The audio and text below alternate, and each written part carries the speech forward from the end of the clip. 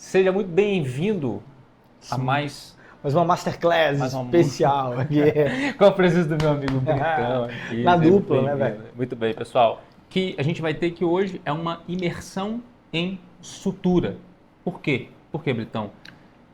Não tem como você formar sem dominar o básico de sutura. Se você está na faculdade de medicina, se você já formou, está no ciclo básico, ciclo clínico, está no internato e não domina a sutura, não conhece os materiais básicos, não sabe fazer uma anestesia local de forma adequada, se você não domina as técnicas de sutura, se você não sabe escolher fio, se você não sabe a diferença de um fio para o outro, se você não sabe a diferença de um fio nylon, da agulha grande e da agulha pequena, se você não sabe qual tipo de sutura você vai utilizar para as lesões traumáticas mais frequentes, se você não sabe indicar a antibiótico terapia, eu posso te dizer que essa aula é para você. Se você já sabe isso tudo, mas ainda assim você quer reforçar, você quer consolidar, você quer refinar, lapidar, melhorar as suas competências, eu te digo que essa aula também é para você.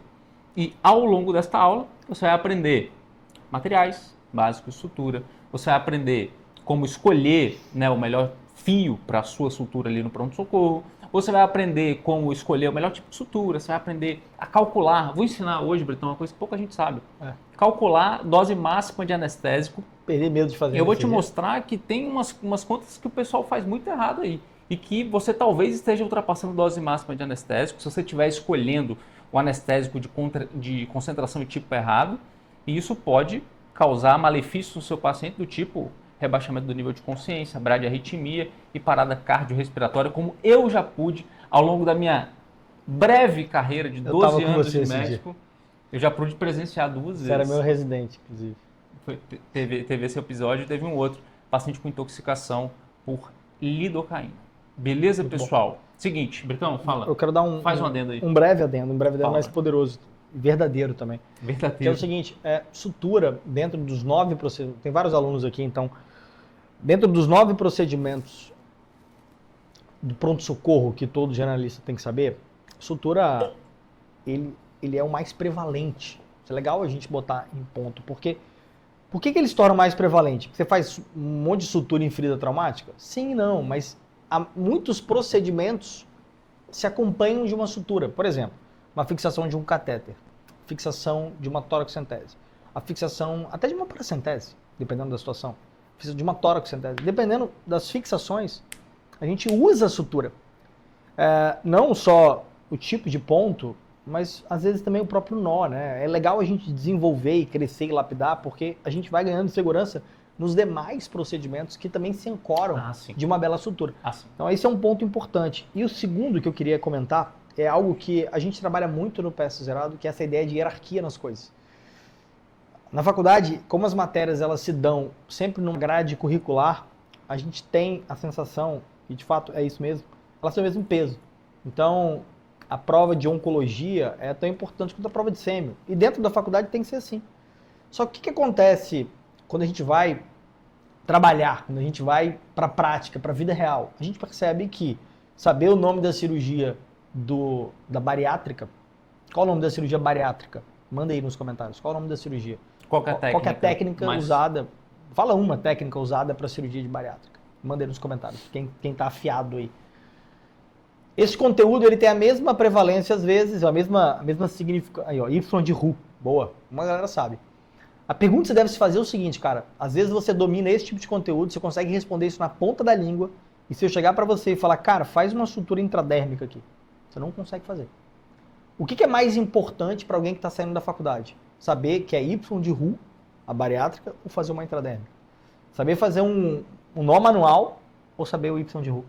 Você já viu isso algumas vezes também como preceptor, né? Você vai começar uma cirurgia, o cara do 12º período lá, formando, começa a te perguntar um monte de coisa, pô, doutor, essa técnica aí é essa e tal, e aí você chega, pô, cara, beleza, vamos lá, fecha a pele. E o cara não consegue fazer. Repara que isso é uma perda de hierarquia nas coisas. Então, sutura é você acertar ali a ordem da prioridade, né? Não confundir o que vem primeiro. É importante a gente dominar isso aqui. Isso aqui tem que ser algo assim natural, tem que ser uma habilidade manual que você desenvolveu e vai continuar desenvolvendo ao longo da faculdade. Muito e ao longo bem. da formação, claro. Muito bem dito, meu amigo Britão. O seguinte, Bom. se você não me conhece, meu nome é Igor Minassa, esse aqui é meu amigo Romero Brito, vulgarmente conhecido como Britão, pelos mais íntimos. E nós somos cirurgiões, somos vasculares, somos formados há 12 anos e somos os fundadores do Pé Zerado, que existe há 6 anos, Britão. 6 anos. Completou 6 anos esse ano. Enfim, nosso objetivo é te ajudar em tudo que é referente à prática. Então, mais uma vez, a gente terá a oportunidade de te ajudar em relação a isso. Por isso eu reforço o que o Britão vinha dizendo, que esse não é uma aula para futuros cirurgiões necessariamente. É para todo tipo de médico, estudante, etc., que quer aprender o básico, o feijão com arroz de Fazer bem feito. E pronto, vamos lá. Vambora. Primeiro ponto aqui, indo direto ao ponto, o Henrique, coloca na tela aí para mim, por favor. Isso aqui, pessoal, material, tá, básico, de uma caixa básica, tá? Que você tem que Caixa conhecer. de sutura, né? Uma caixa de sutura, uma caixa de cirurgia básica, que você precisa conhecer para estar minimamente familiarizado com cirurgias e etc. E coisas muito básicas aqui, tá? Então, vamos revisitar aqui, Britão, essas pinças aqui que você vai encontrar dentro de uma caixa básica. O dia que alguém te chamar para entrar numa cirurgia, você dominar. Então, vamos começar pelo mais básico aqui. Aqui para cá? Pode ser? Pode ser, vai lá. Começa lá. Normalmente, quando a gente vai preparar uma mesa, quando a gente vai estudar técnica operatória, as primeiras peças que a gente domina são as peças de corte, né, de diérese. Então, o primeiro instrumento que vale a pena a gente lembrar é o bisturi. Então, esse é um bisturizinho, tem 2 aqui. E são 2 iguais aqui, né? São 2 lâminas 3, vocês conseguem ver. A gente pode ter bisturi aqui, bisturi de tamanho 4, né? Um bisturi 4, um bisturi 3, bisturis menores e maiores. Bisturis diferentes, assim, mas a ideia é que esse aqui é um bem padrão, né? Padrão, iguais aqui, inclusive. Iguais, Os mais frequentes são os 3 e 4. 3 e 4. Que vão receber aqui lâminas de tamanhos distintos, né? O 3, naturalmente, lâminas menores, e o 4, lâminas maiores. Muito bem, Britão. O que mais? Mais um instrumento de diérese também, tesoura. Normalmente a gente começa montando a mesa ao lado do bisturi. Normalmente a gente tem as tesouras. Então aqui são, assim, não é uma tesoura original aqui, tesoura né? de cortar unha, isso aí, Britão. A gente pode trabalhar essa ideia, que isso aqui é uma tesoura de maio, uma tesoura de cortar fio, uma tesoura reta, uma tesoura mais grosseira. E aqui a gente tem uma tesoura do cirurgião, uma tesoura de Metzenbaum, uma tesoura curva, que é uma tesoura que vai servir para diérese, ou seja, corte. E é uma tesoura de divulsão, uma tesoura mais delicada, é uma tesoura que eu vou separar tecidos, né? Então, e aí, eu 2 instrumentos aí. Queria fazer dar um ensinamento aqui prático para o pessoal. Essa tesoura reta aqui é a tesoura de cortar fio, tá? Tá vendo aí? Dá para ver aí? Essa tesoura é a tesoura de cortar fio, tá? Às vezes você vê o pessoal cortando fio com a tesoura curva, aí não faça isso, porque você deixa o cirurgião fica chateado, ele fica triste. Essa tesoura aqui é a tesoura do cirurgião, que ele usa para dissecar. E às vezes ele vai pegar a tesoura para dissecar, tesoura curva, e ela tá toda cega. Por quê? Porque um bendito tá cortando fio, né? Cortando nylon 0 com esse trem aqui. E aí o cirurgião, ele fica chateado. Alguns ficam chateados jogando coisas, né? Outros ficam chateados só dizendo, estou chateado com você está estragando a minha tesoura. Então, fica a recomendação aí para você que está acompanhando cirurgia, não corte fios com a tesoura curva. O que mais, Britão, que a gente tem aí? Pô, a gente tem pinças aqui agora, né? Eu botei essa terceira aqui, ó. Se a gente fosse montar... se a gente for... Pode ser. Se a gente está em diérese aqui, a gente vai trabalhar instrumentos de preensão, né? Então vamos pegar aqui esses aqui, depois a gente vai para esses então. Beleza, aqui é pinça. Para a gente pensar em sutura, para os destros, todos vão usar a pinça na mão esquerda, tá certo? Esse é um ponto importante, né? Quantas vezes eu vi essa, né? Mas eu gosto de usar na direita, facilita para mim. Olha, mas se você sendo destro, a pinça sempre tem que estar na esquerda e a pega é a pega da caneta, tá? Não é assim, não é por cima, não é por dentro. A pega é a pega da caneta. As pinças, elas são diferentes, tá? A gente tem vários tipos de pinça. Aqui tem 3 e são bem interessantes. Vai conseguir passar por todas as mais importantes. A mais comum é a pinça anatômica, uma pinça serrilhada de ponta romba, tá? Utilizada para pega de materiais grosseiros. Acho que difícil. Ver se mostrar assim. Será que dá para mostrar?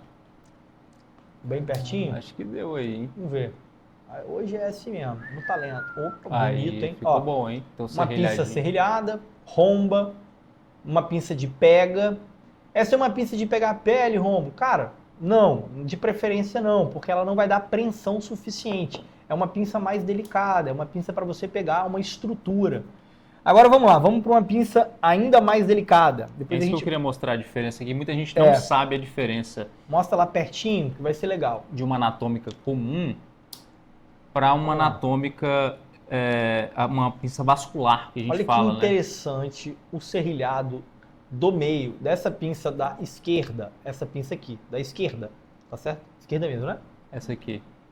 Essa pinça da esquerda é a pinça.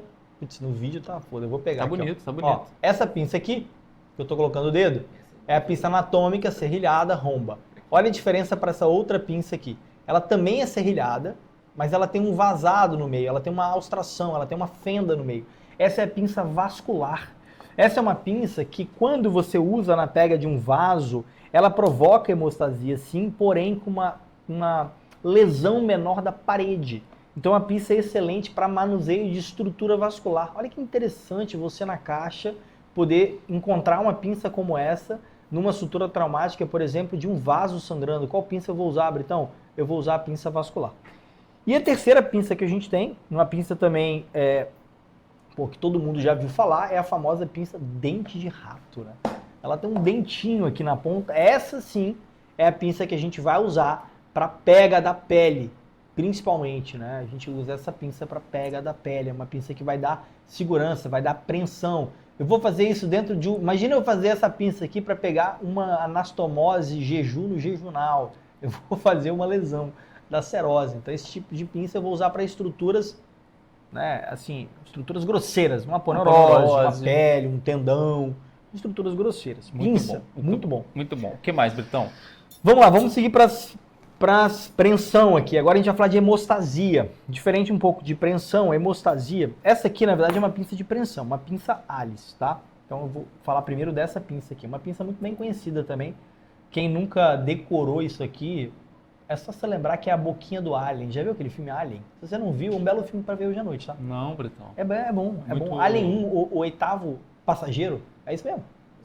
Hospedeiro, o oitavo hospedeiro. É hospedeiro? É hospedeiro. Não, é passageiro, pô. É hospedeiro. Manda nos comentários Alien, aí. que ele é tipo ele é hospedeiro, mas ele era o oitavo passageiro, pô. Tá. Bota aí. Filmaço, ó. Tá vendo a boquinha do Alien aqui, ó, que sai da barriga do sujeito, ó? Prá! Não tem como esquecer mais, é pinça Alien, né, cara? Essa é uma pinça de preensão, uma pinça grosseira. A gente usa muito para reparo. É muito legal, né? Você pinça, por exemplo, uma estrutura grosseira como uma aponeurose, e você repara ela dando campo pro cirurgião.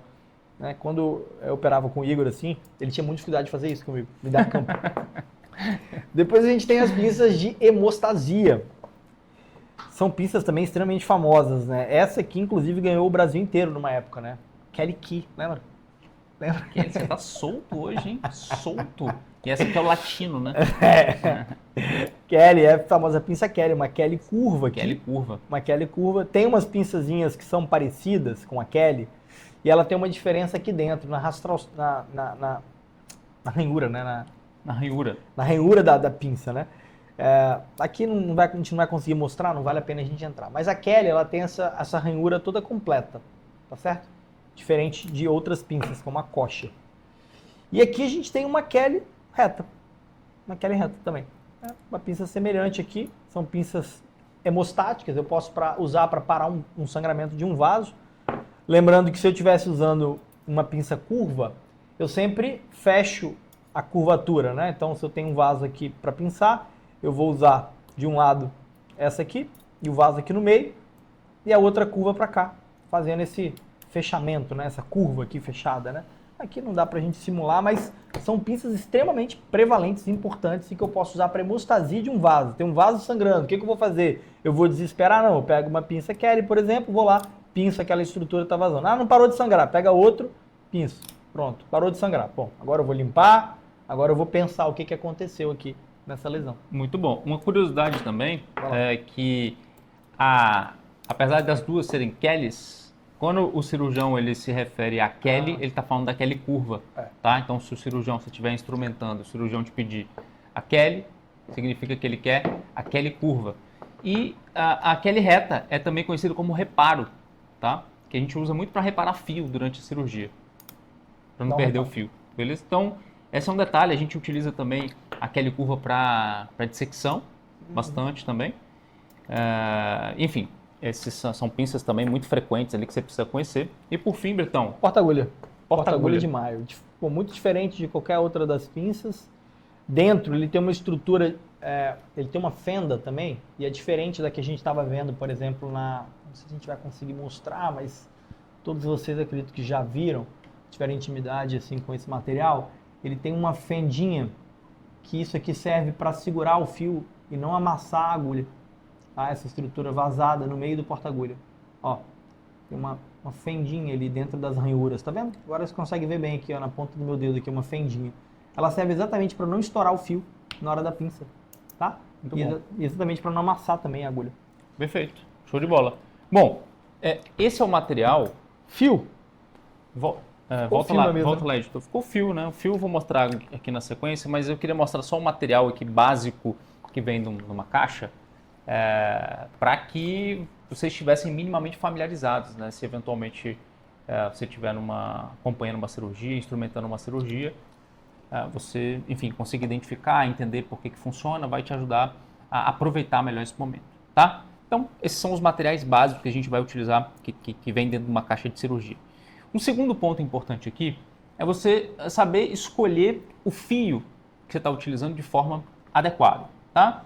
A gente tem vários tipos de fio, a gente ensina isso com detalhes dentro da formação em sutura que a gente tem, a formação em sutura e feridas traumáticas. Aqui eu não vou entrar tanto no mérito, porém, o fio que você de fato mais vai utilizar é o fio nylon, tá? Que é esse fio aqui. E aí, sobre o nylon, eu quero te falar algumas particularidades, né? Preste atenção. Fio nylon, dá para ver aí? Tá boa a imagem? Tá boa, né? Tá boa, beleza. Aqui. O fio nylon, ele vem primeiro. Todo fio ele vem com a sua numeração aqui, tá? Isso aqui muitos de vocês já sabem, que remete ao tamanho do fio. Só que tem um detalhe. Quanto menos zeros, mais grosso é este fio, maior o calibre deste fio. Então, o nylon 0, 1 zero, ele é mais grosso do que o 2 zeros, do que o 3 zeros, 4 zeros e assim por diante. Igor, até qual que vai? O pessoal, na vascular, a gente utilizava muito nylon 6, nylon 7, o pessoal da cardíaca usa muito nylon 8 para fazer sutura de anastomose coronária, e o pessoal da oftalmo usa nylon 10. Não é isso, Britão? Uhum, 10. É um fio bem delicado que... Fio de cabelo. Dificilmente você vai ver um oftalmo operando sem um... Você já viu o oftalmo operando sem lupa? Sem lupa? Não tem como, né? Não. Eu conheço um cara, mas o apelido dele era Binóculo. Binóculo? É. Não é Pinóquio, não? É um binóculo. Entendi.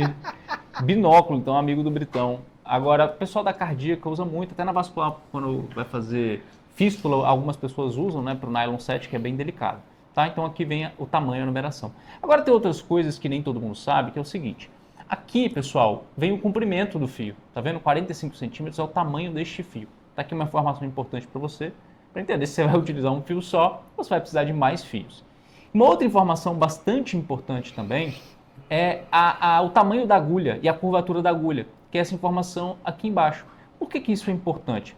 Principalmente quando você vai fazer uma sutura em pronto-socorro, uma sutura de pele, que é suturas de ferimentos traumáticos, tem uma diferença muito importante que você deve escolher, né, o tamanho da agulha do fio que você vai utilizar, e você pode escolher. Então você vai falar assim com o técnico de enfermagem que está te auxiliando. Olha, eu quero um nylon 3 zeros da agulha pequena, quando você vai suturar numa região mais delicada, uma região onde você vai utilizar, né, uma agulha menos romba.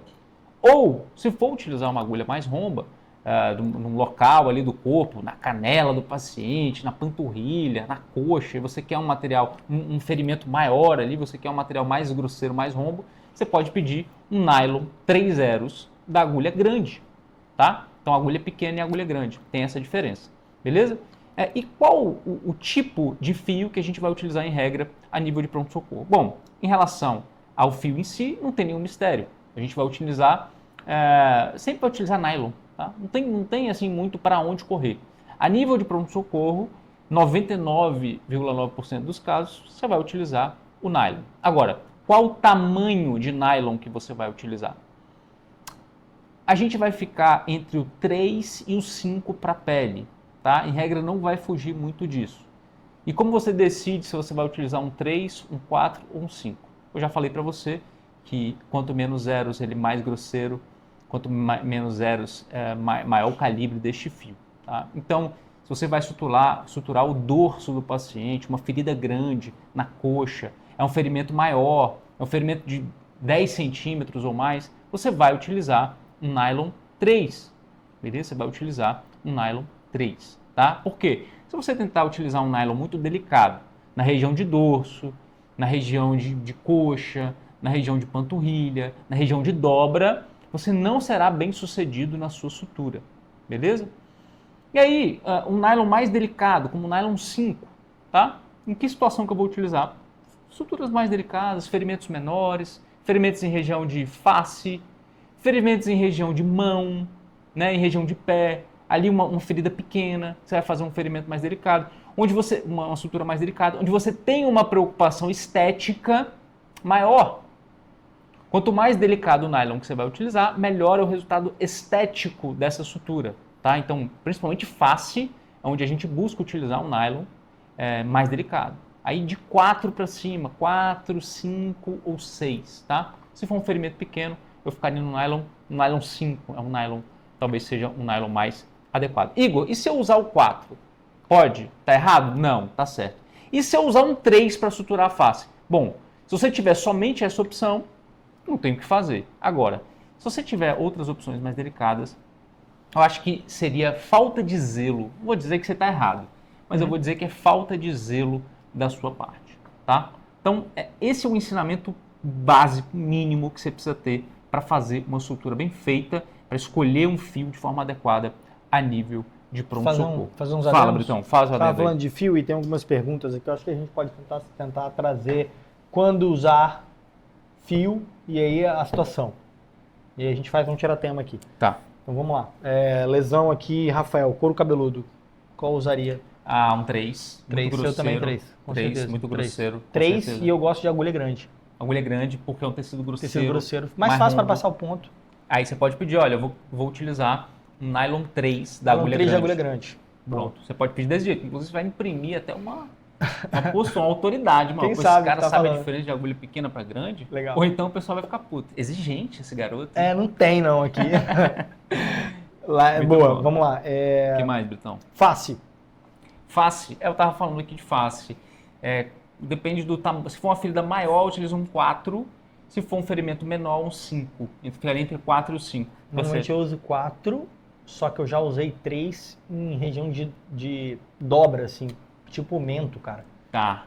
Já Perfeito. Já usei uns fiozinhos 3 aqui pra dar ponto aqui. Pode Mento. ser. Ferido Adulto, assim, né? mais grosso. Cara com barba, né, Britão? Uma lesão, às vezes. Tem uns caras que estão cara desenvolvida, vantajado, né? com certeza. Cara avantajado, assim. Tô dando só um exemplo aqui, porque eu já usei uma vez. Orelha. Orelha, nariz. Orelha, nariz. Cartilagem, assim. Já usou? 4. 4. Boca. Boca, aí vai ser uma exceção, né? Se for em mucosa. região de mucosa, aí seria uma das exceções aí que a gente vai fazer de sutura, que seria um catigu, que a gente vai utilizar, porque é um fio absorvível. Então, em mucosa, aí eu queria dar uma dica, inclusive prática para você. Em região de mucosa, cara, a gente evita fazer sutura, tá? Cortezinho pequeno, cortezinho de 1, 2 centímetros assim, chupar gelo. Quando é criança, a gente fala, não, chupa um picolé que melhora. Porque cicatriza muito rápido, você vai expor uma pessoa a uma anestesia local ali na região, uma sutura, aquele incômodo durante Um ponto importante semanas. de mucosa, que sempre vale a pena avaliar, é quando há a exposição do tecido muscular. Aí Perfeito. você tem que fechar. Então, lesou gengiva ou lábio superficial, não dá ponto. Lesou com abertura e visualização da musculatura, é um ferimento profundo. Aí se aproxima para orientar a cicatrização. Perfeito. É um Beleza. bom pontinho para fazer, tipo lábio. Rola muito em lábio, né? Lábio, Corta e às vezes expõe a musculatura, até abre bem assim. E aí vale um pontinho, 2 ali para orientar. tem lesão que Transfixa, atravessa, né? transfixa. Transfixa né? A região da boca. Língua também, mesma coisa, cara. Uma lesão, Mesma exposição coisa. muscular, tem que dar um Vulva pontinho. também acontece às vezes. Lesões de mucosa. Lesões de mucosa em geral você vai usar catigu. O tá? catigu é o fio que vai ter assim disponível, mas lembra que é um fio que ele tem Isso aqui chama memória, né? O nylon tem uma memória, isso ajuda a gente a dar ponto e tal. O catigu praticamente não tem, é um fio duro, é um fio difícil, pouquíssimo maleável. Dá a sensação que o ponto ele é mais agarrado na hora que você vai dar um nó, mas é assim mesmo, é a característica do fio. A importância do catigu e fios, por exemplo, absorvíveis, isso aqui é um ponto importante que o Igor vai ensinar para vocês, que é o nó verdadeiro. É um detalhe, porque o fio, normalmente o catigu não, mas o monocrio, vamos dizer que você queira usar, é um fio monofilamentar. Esses fios, se eles não tiver com nó verdadeiro, eles vão desfazer muito rápido. E região de mucosa, tipo boca, é uma região de muita movimentação. Então o ponto tem que estar bem ordenado. Essa é uma coisa que... E o catigu você não precisa fazer, outro detalhe, estou falando demais, mas 3 pontos também. Você pode fazer mais do que 3 pontos, tá? Um catigu 3, um catigu 2, normalmente 4 pontos. Então aprofundou, muito Aprofundei, bom. Seguinte, show. Aí vamos escolhemos o fio. Tronco, alguma coisa que vale a pena? Tronco, fio 3, braço, perna. Atende bem, o 3 vai atender bem, o 3 é universal. Cotovelo e joelho, normalmente fio 3 também. Né? 3, com certeza, mais grosseiro. Assim, você está perguntando entre 3 e o 2? Utilizaria um fio 2, assim, dependendo de uma região de dobra, muito grosseira, mas eu acho que o 3 resolve. Acho que o 3 já dá, resolve. Precisa... pra você ver como é que, assim, basicamente também... a gente está falando aqui, isso que é legal, né? Isso é legal a gente ter essa consciência. Você fica lá, caraca, qual fio vou usar? Meu irmão, nylon, 3, 4 aí, é isso. Resolve. Resolve, isso aí, boa parte dos casos, né? Não precisa sofrer com isso, não. Muito bom. Manda bala. Show de bola. Bom, e aí, perfeito, a gente já entendeu mais ou menos como escolher o fio. Agora, a gente precisa entender qual tipo de sutura que a gente vai fazer. E aí, a nível de pronto-socorro, eu quero que vocês pensem, né? Mais uma vez, lá dentro da formação em sutura e ferida traumática, a gente vai aprofundar muito em todos os tipos de sutura, tudo que você poderia aprender acerca de sutura. Mas a nível de pronto-socorro, acho que a gente pode simplificar, né? Diga aqui para mim, manda nos comentários, qual tipo de sutura que você acha relevante você dominar no pronto-socorro? Qual tipo de sutura? Manda aqui nos comentários para mim que você precisa saber a nível de pronto-socorro. Fala aí, Britão, fala uma que você tem que o camarada tem que saber. Ponto, né? Ponto simples. Ponto simples. Ponto é como não ponto saber. simples é o primeiro. É o primeiro. É o primeiro e é o fundamental. É o mais fácil, é o mais simples de fazer. Feijão com arroz. É o que você vai cara? utilizar na maior parte dos cenários. Feijão com arroz, né, cara? É o feijão com arroz. Agora, pô, aquele bifinho de frango, aquele filézinho mignon, vale a pena conhecer um ponto hemostático. Eu, particularmente, a gente estava até falando sobre isso aqui antes. Eu, particularmente, gosto muito do ponto em X. Só que o ponto em X é um ponto, assim, zero estético. Zero. Então é um ponto para couro cabeludo. É um ponto terrível, né? A cicatriz é terrível. É um ponto para o joelho, é um ponto para uma região, assim, que realmente você pode fazer esse tipo de abordagem. Bom, o pessoal mandou aqui, ó, o Christian mandou intradérmico, o Rafael ponto simples, a Mari simples intradérmico e Donati, contínuo simples intradérmico. Beleza, a gente vai ficar nisso aí. É legal essa combinação, simples intradérmico e Donati. Eu diria que em segundo lugar eu vou botar o Donati. Por que eu vou botar o Donati? Porque é um ponto que, se você sabe fazer, você domina fazer um Donati, você consegue se safar de uma... Você está na UPA lá, chega uma lesão traumática com sangramento ativo, e, cara, o Donati te salva ali. Se você não tem nenhum outro recurso, né? Você não... Salva. Não tem capacidade de dissecar, de identificar vaso, enfim, fazer nada mais elaborado, você dá um donatão ali, meu irmão, e salvou, parou o sangramento. É um ponto que você vai utilizar em circunstâncias onde há um potencial de sangramento maior, onde você tem uma preocupação... sangramento ativo ali. Você tem um sangramento ativo, você tem uma preocupação hemostática maior, presta atenção.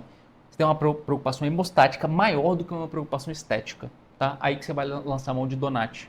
Beleza? Onde você quer mais firmeza, onde você quer mais tensão, né? Então, às vezes, você vai fazer um ponto em região de dobra, faz um pontinho fajuto, dobra, cotovelo, estoura, às vezes até nas costas. A pessoa vai fazer esse movimento aqui, o ponto sai. Já atendi alguns, já.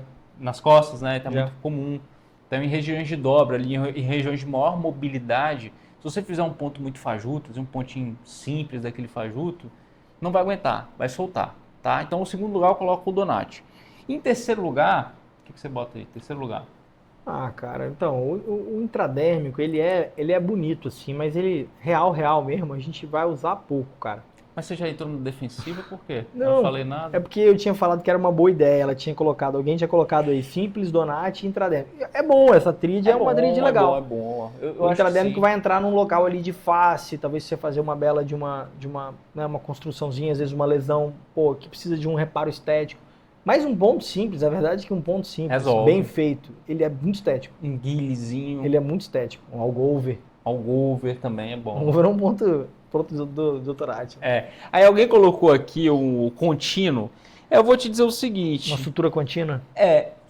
Tudo bem. É legal você saber fazer uma sutura contínua, você saber fazer um chuleio. Mas a nível de pronto-socorro... Cara, vou ser sincero, assim, beleza, ponto simples, Donati. Sabe que eu acho que o terceiro que rola é manual, velho. O que é manual? Um nó manual. Ah, fazer o nó. Porque não é bem um ponto, Não é mas bem um assim, ponto. cara, se for pra pensar mesmo, o que vai realmente... Habilidade. Você vai usar, cara, simples, Donati, que é hemostático, e o manual. É porque o O chuleio... manual te dá a um... gente não usa chuleio pra Não pele, usa. é muito difícil. Se usar, vai ficar ridículo. Se eu usar Sabe quem usava chuleio pra pele? O pessoal da do serviço que eu trabalhava. Usava chuleio porque reabordava muito. Eu falava exatamente. Eu Aí já fazia- usei isso também para reabordagem. Reabordava Assim, de muito. lavagem, né? Que você precisa Exatamente. reabordar a cavidade, você faz. Mas em regra você não vai utilizar. Trauma, por exemplo, você vai fazer um atendimento rápido, você faz em chuleio. Mas eu pensei no ponto manual, no nó manual, porque você ganha um outro level, né? Primeiro que facilita muito, fixar um catéter na mão, muito mais fácil. Você fixar um dreno de Tira uma onda tórax, também, né, Britão? tira uma onda. Você fazer uma hemostasia maneira, porque você pinça lá uma região que está sangrando, pede um fio extra, roda pelo Kelly e amarra, é muito mais fácil. Não é verdade. Então realmente você ganha um outro nível.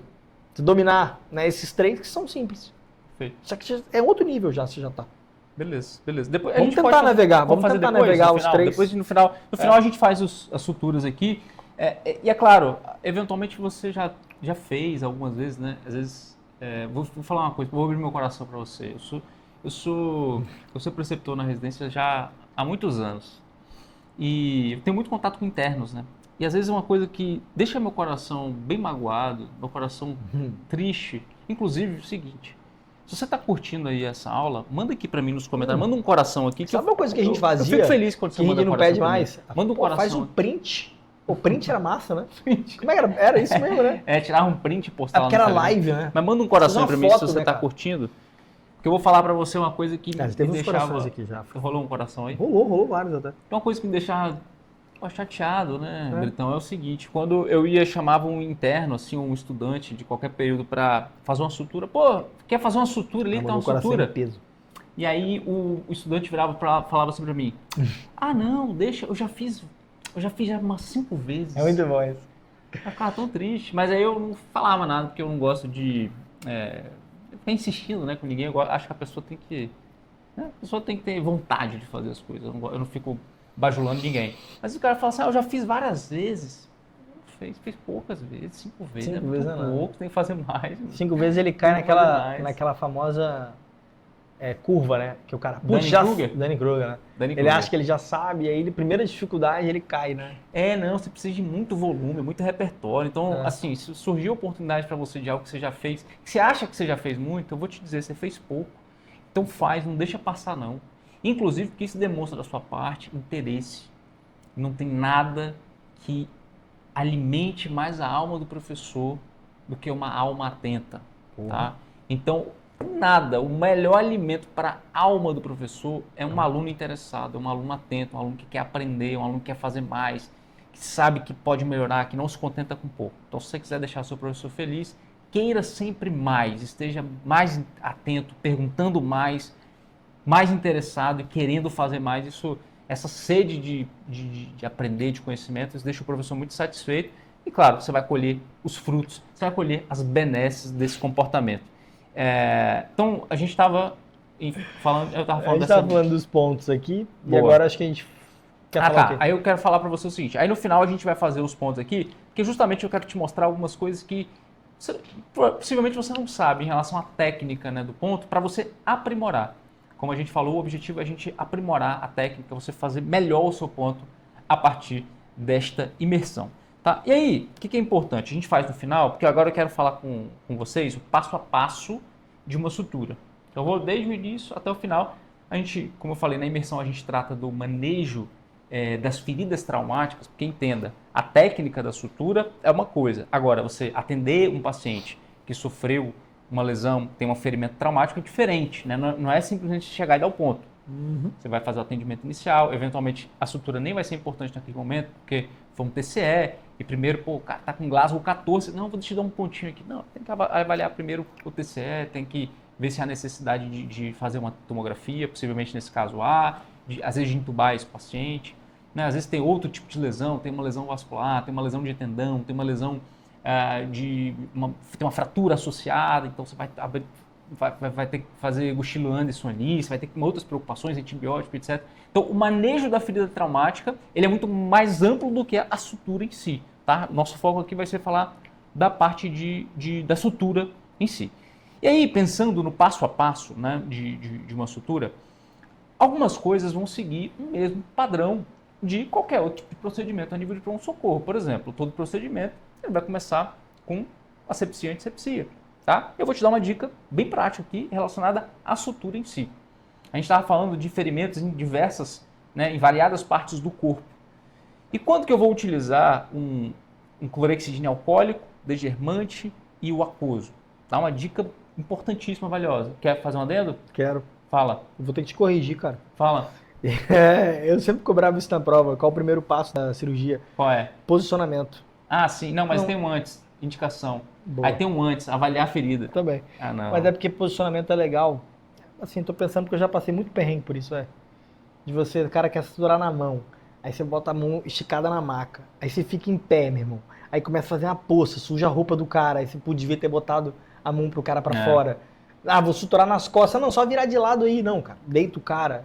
Tô falando porque sutura, Então, assim, eu já passei muita dificuldade com isso. Eu não falei de posicionamento porque isso vai depender muito do tipo de ferida, né? Vai muito pra longe também. Né?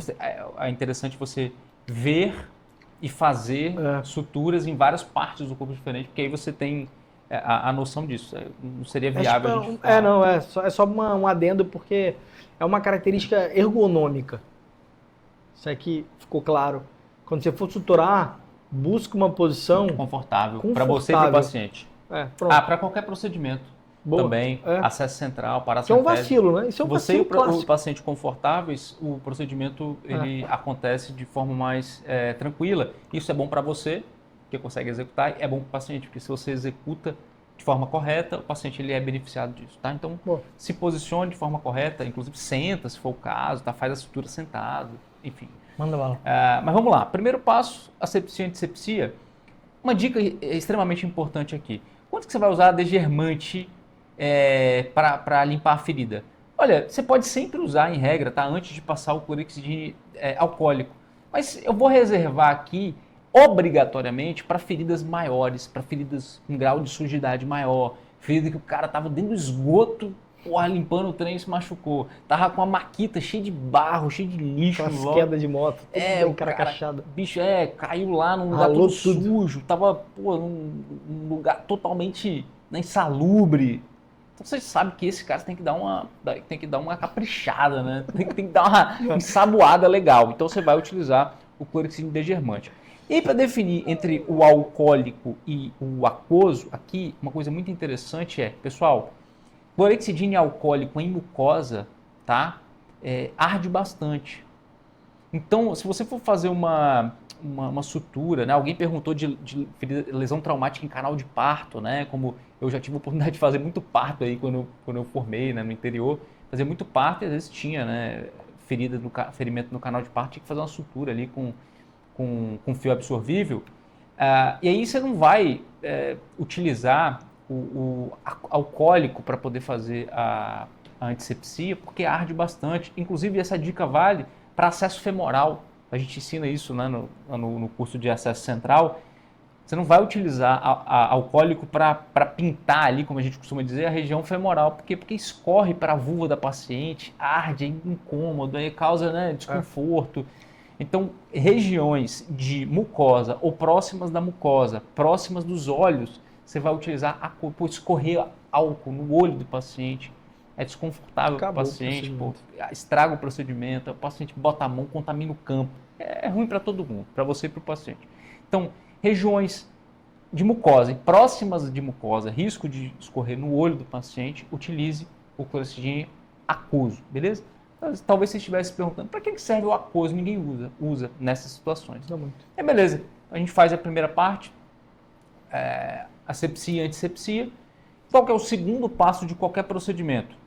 Colocação de campo, pode ser campo fenestrado, se você tiver à sua disposição, tá? Cuidado ali na hora de colocar o campo para não contaminar o paciente, avisar o paciente que está colocando campo, avisar o paciente que ele não pode colocar a mão em cima do campo. Ah, Igor, mas isso é óbvio. É óbvio para você, que é do futuro doutor, mas para o paciente muitas vezes não é. Beleza? Então avisa. E aí a gente vai partir para um terceiro passo, que é anestesia local. Tá? E aqui eu quero ensinar um negócio para vocês bem interessante, talvez você não saiba. Eu quero te mostrar aqui através da matemática. Talvez você não seja fã de matemática, mas eu quero te mostrar através da matemática. Vamos ver se eu acerto essa conta, Britão. Eu vou tentar Bota na transmitir a tela aqui direto. Vê se dá certo aí. Dá pra gente pintar aí, editor, na tela?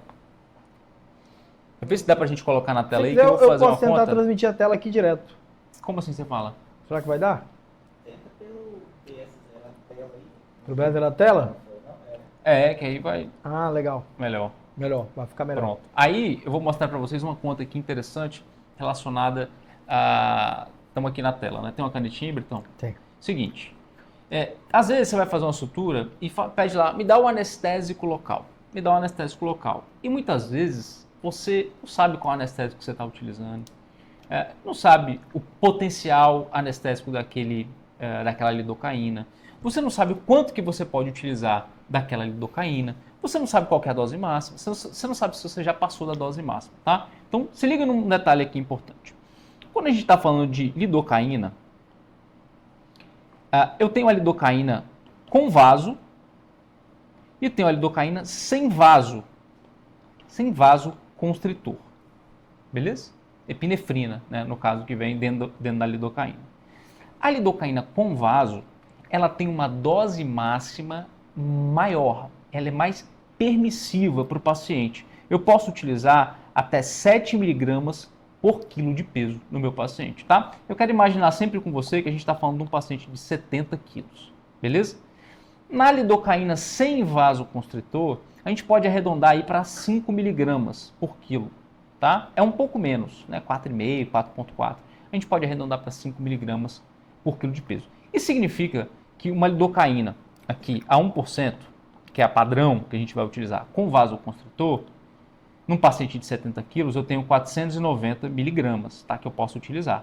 Já num paciente, do mesmo paciente de 70 quilos também, se eu for utilizar uma lidocaína sem vaso, eu posso fazer, se você é bom de matemática como eu, 70 vezes 5, eu posso fazer 350 miligramas de lidocaína. Observa que só da lidocaína ser com ou sem vasoconstritor, eu tenho uma diferença de dose possível de 140 miligramas. É muito relevante. É muito relevante, tá? Agora, quero que você pense comigo, no caso da lidocaína, com 2% de concentração, ou seja, é o dobro da concentração. Isso significa que no mesmo frasco eu tenho o dobro do agente, o dobro de lidocaína, tá? Numa lidocaína, né, num frasco de 20 ml a 1%, eu tenho 200 miligramas de lidocaína. A 2%, eu tenho o dobro, eu tenho 400 miligramas, tá?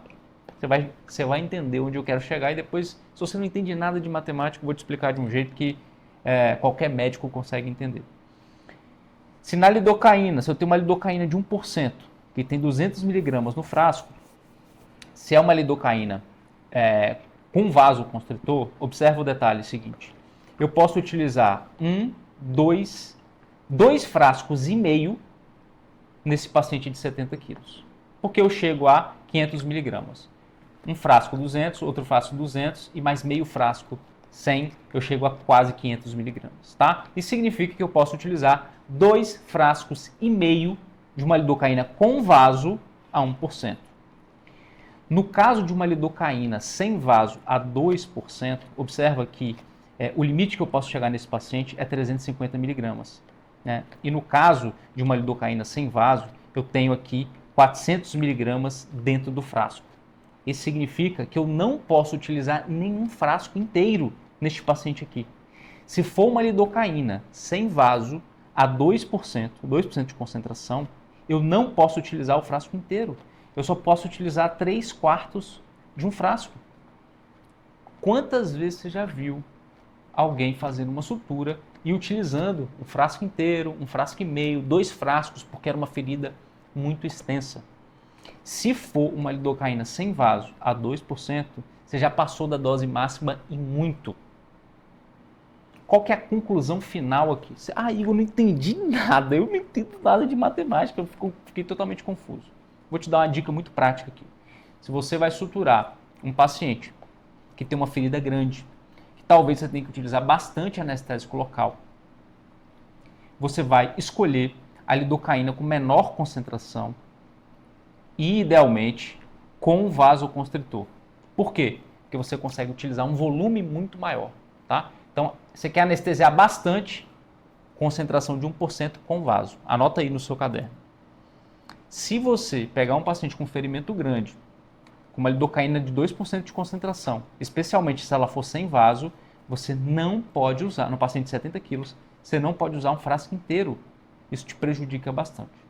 Beleza? Então, a lição final disso tudo aqui é que você, se quiser anestesiar um paciente com tranquilidade, fazer volumes maiores, ou até uma criança, né, que você pode utilizar, ele tem um receio maior, né, do volume de anestésico que você vai utilizar, da quantidade de lidocaína que você vai utilizar, utilize uma lidocaína com menor concentração, a 1%, com vasoconstritor.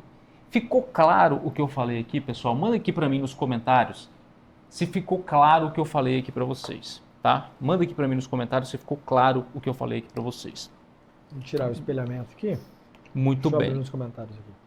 Quando não usar anestésico com vaso? Beleza. Então, essa é uma boa. Essa é uma boa. Hoje em dia, isso inclusive perdeu força na literatura, tá?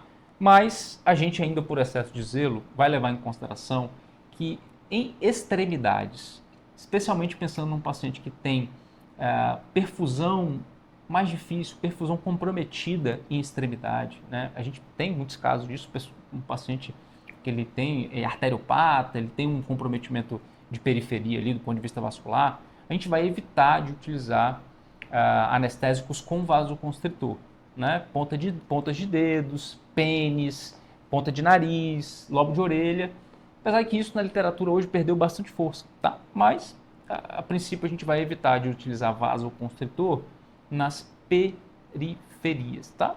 Em outras circunstâncias você pode utilizar bastante, ajuda ali na hemostasia, né? Quando você está utilizando um ferimento que tem sangramento ativo ali, vai ajudar também na hemostasia. Certo, Betão? Algum adendo aí? Cara, não. Beleza, legal. Perfeito. Aí eu quero saber se eu estou na tela aqui, Henrique.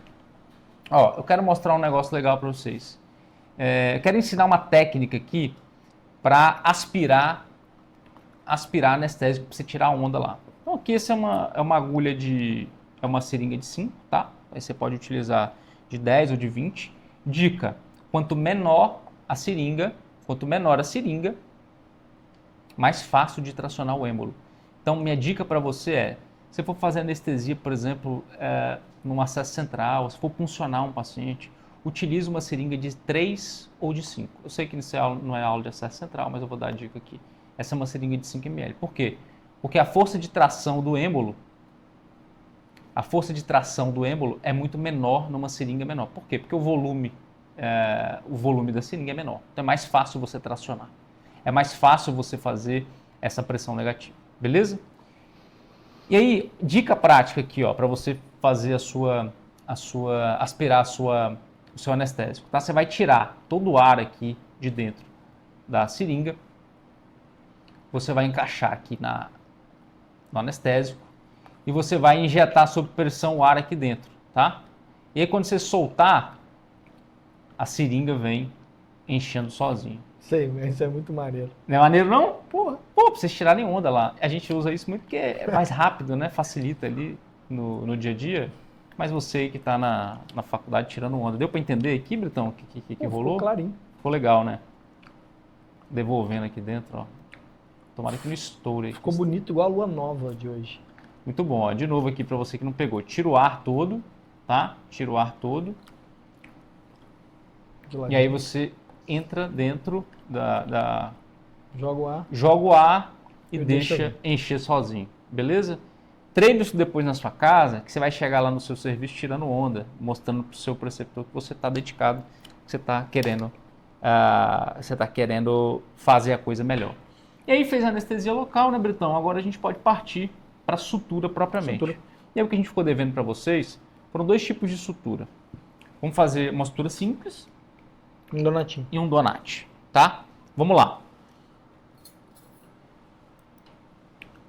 Vamos pegar aqui uma porta-agulha e o fio. Estamos na tela aí, editor? Ó, eu quero que a partir de hoje você pare de ficar botando a mão na agulha, tá? Então, ó, você vai utilizar sempre a sua pinça para poder, né? Ver se ficou bom aqui nesse ponto. Ficou bom? Tá. Aqui, ó, vai ficar melhor. Melhorou? Melhorou, né? Vai nesse aberto. Melhorou, legal. Então é o seguinte, primeiro ponto, você vai pegar a agulha no segundo terço, vai pegar o porta-agulha no segundo terço da agulha, tá? Então você não vai pegar nem muito próximo da borda, nem muito próximo aqui da ponta da agulha, e nem muito distante, em cima da transição com o fio. Aqui você não vai ter firmeza para fazer, você vai perder força. Aqui você perde muito amplitude para fazer a sutura, tá? Então você vem aqui no segundo terço, beleza? Ó, beleza. Travou o porta-agulha, legal. Aqui já foi retirada a memória do fio, né? Tá com o fio sem memória. Tá legal aqui, Britão? Sim, mais Perfeito. pertinho. E aí o detalhe é o seguinte, primeiro ponto, a pinça, pessoal, às vezes eu vejo vocês panguando ali com a pinça ela serve para apreender o tecido e expor o tecido. Então você vai pegar no tecido, na pele, e vai elevar, vai expor o tecido. A agulha, outro detalhe, a gente vai entrar a 90 graus em relação ao tecido. Então você não vai entrar com a agulha assim, ó. Você vai entrar com a agulha assim, tá? Entra no tecido, como diria meu amigo Maurício Guerra, você vai seguir a curvatura da agulha, tá? Então você vai fazer exatamente o mesmo movimento que a agulha faz. Vai seguir a curvatura da agulha.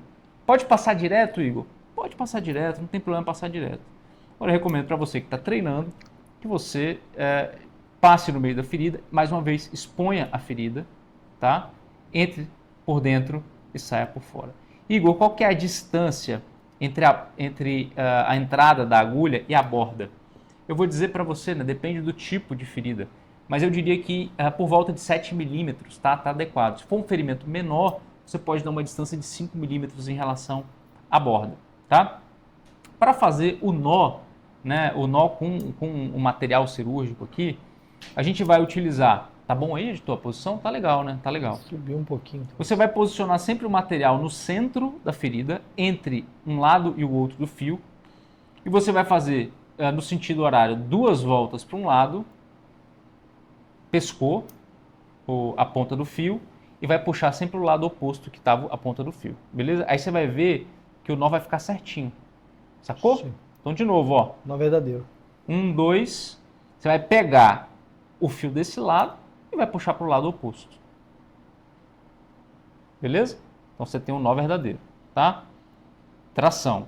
O segundo nó, ele serve para fixar o primeiro nó que você deu, beleza? Então vê como é que ele ainda está frouxo. E aí você dá a mesma coisa. Posiciona o porta-agulha no centro. Eu faço esse movimento agora anti-horário. Eu pego a ponta do fio e puxo para o lado oposto. Eu sempre vou puxar para o lado oposto. Aí ficou o nó certinho aqui, tá bom? Aí aqui ele trava, ó. Você viu? Travou. Agora não tem mais jeito. Agora já era. Então o momento de se ajustar é no primeiro nó. Agora a mesma coisa, ó. Posicionou o porta-agulha no centro.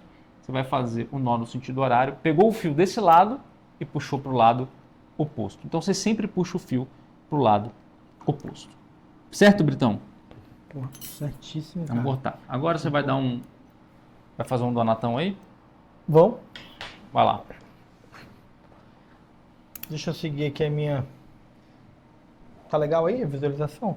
Eu vou tentar mostrar alguma outra coisa para o pessoal, além do donate em si, mas uma forma da gente treinar esse movimento que o Igor estava falando, de você evitar pôr a mão na agulha.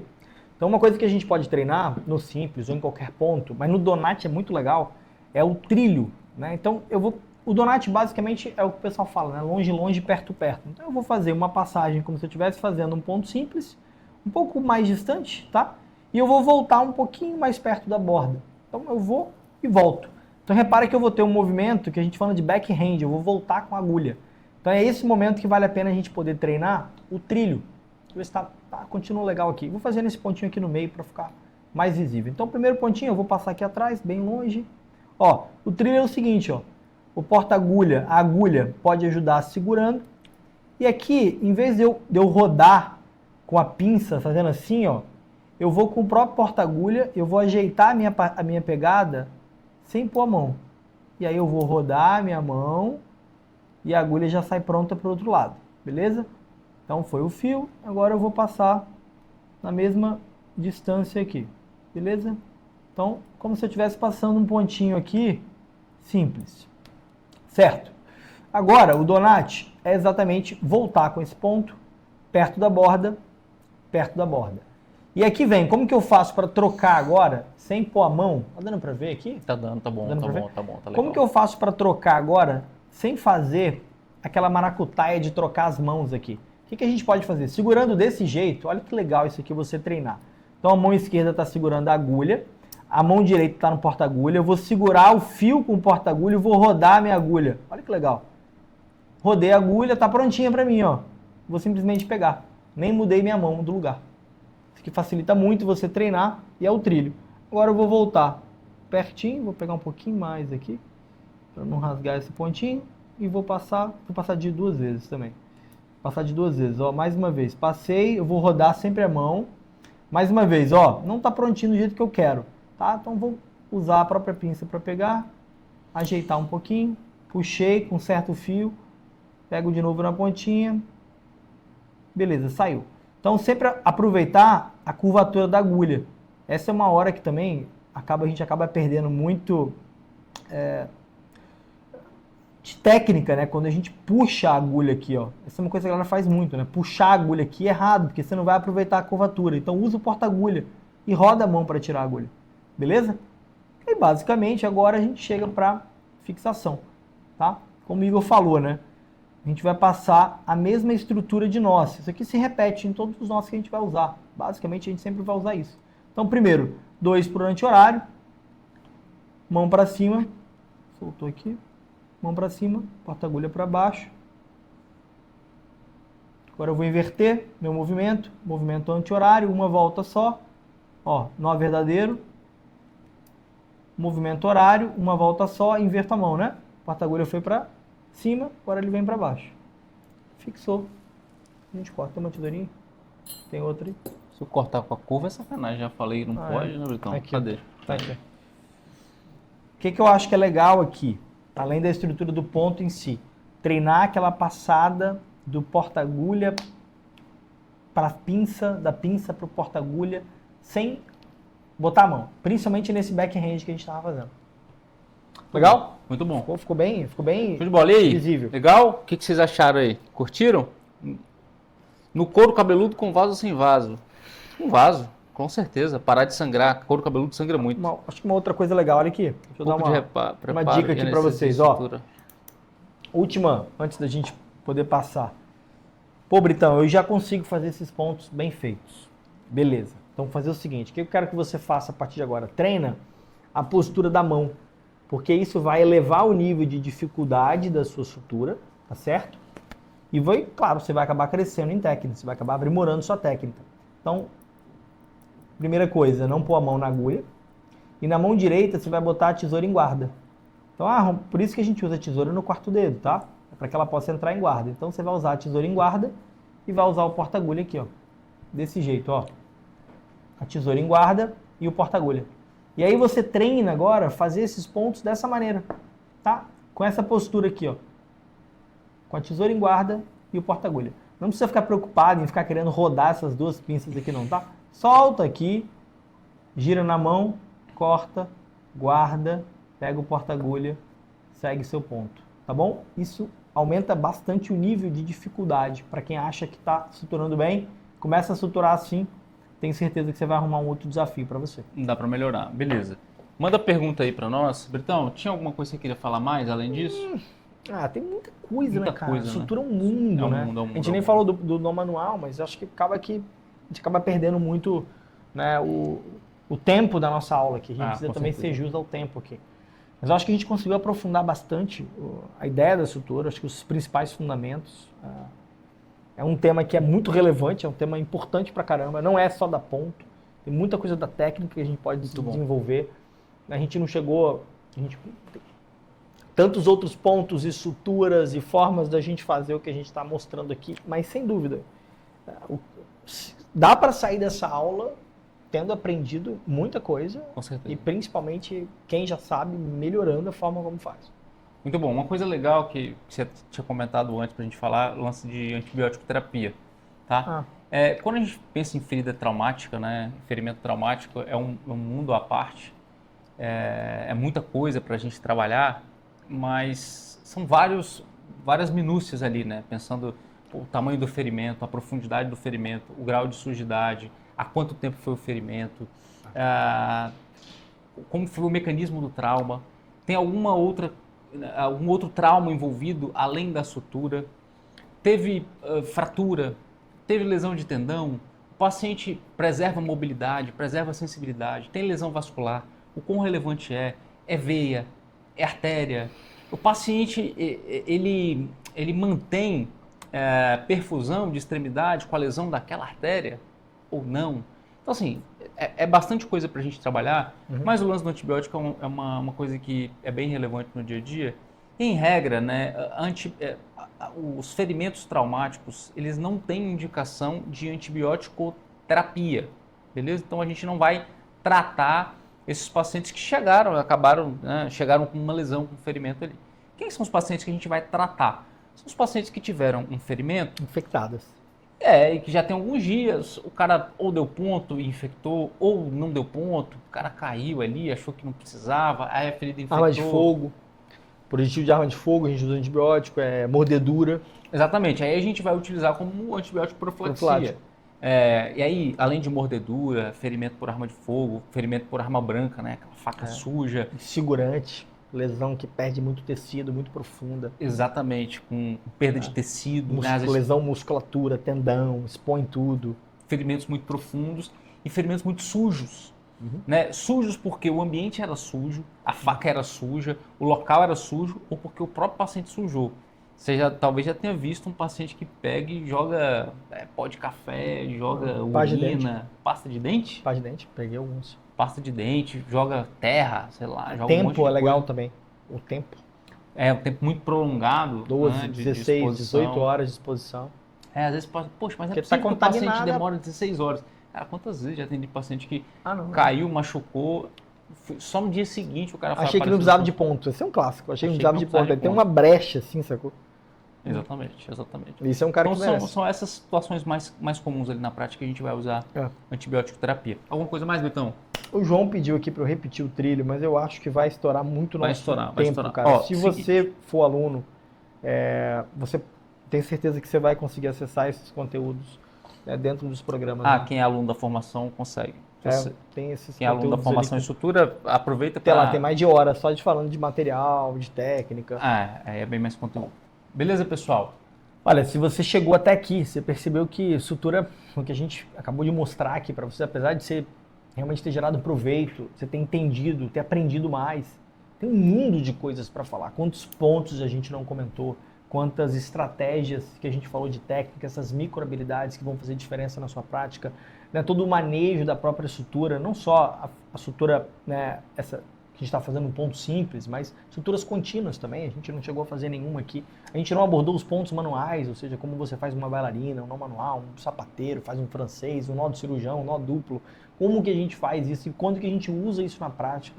Ou seja, a formação em sutura é um programa voltado para quem quer se desenvolver nessa área, do zero até mesmo a própria proficiência, ele aprender de fato a fazer aquilo. Você ter um próprio material em casa, né, ou treinar, por exemplo, né, às vezes num material biológico, uma língua de boi, uma pele de porco, você poder fazer isso em casa, se desenvolver e levar isso para a sua prática. A formação conta com aulas voltadas exatamente nessas habilidades que a gente apontou aqui, desde da identificação da ferida, desde da escolha da antibiótico terapia, passando por toda a técnica e o manuseio desses materiais, de como melhorar o manuseio, até todos os pontos, suturas e, por fim, os nossos manuais. Então, é um programa totalmente completo. O programa, então, não são aulas ali de dar ponto.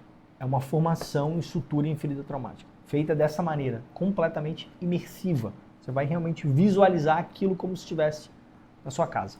Perfeito. Se seu objetivo é desenvolver essa competência, a desenvolver habilidades relacionadas à sutura e manejo de feridas traumáticas, eu tenho um convite para você, tem um link aqui embaixo para que você possa, por uma condição muito especial, fazer parte dessa formação e finalmente desenvolver habilidades ou competências que todo médico deve ter, deve dominar. Beleza? Clica aqui embaixo e aproveita essa condição para se matricular na nossa formação.